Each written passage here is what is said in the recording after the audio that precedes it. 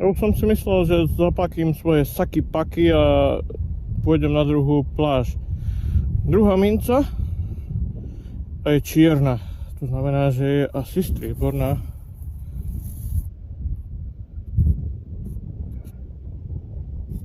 Je to dosť vyšúchaná 6-pencovka. Georgia 5.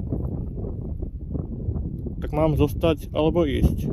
A ja asi zostanem.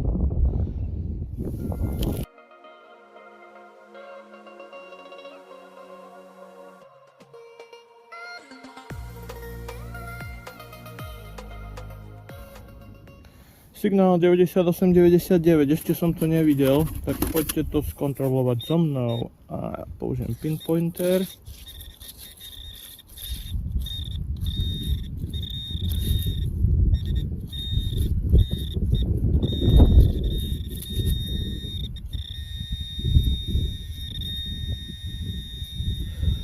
A to má poser. Ospravedlňujem sa za výraz, ale to vyzerá na veľkú striebornú mincu. To bude asi florín.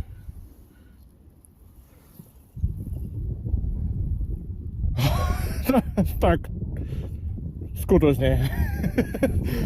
Aká šanca je, že to budem nahrávať a nebudem vedieť, čo to je. Takže na tejto strane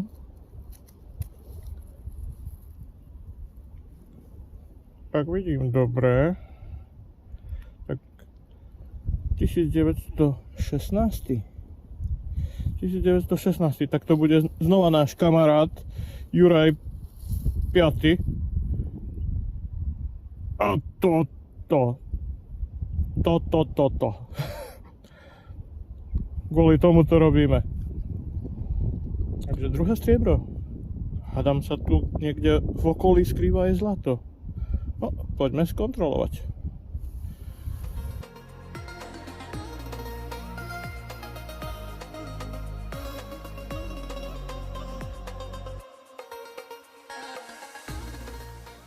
Takže objekty z pláže v mestečku Prestwick sú už vyčistené a nehovorím iba o minciach, pretože vyčistil som aj túto podložku, pravdepodobne nejaký kľúčik od hodiniek a tento gombík, to som ani nepočítal s tým, že sa bude lesknúť ako psovi gulky. A iba na porovnanie, aby ste mohli vidieť, ako vyzerá minca po vyčistení. Takže jedna pencovka z 1920. Juraj 5. Ďalší príklad Juraj 6. jednopencovka. Toto je z 1944.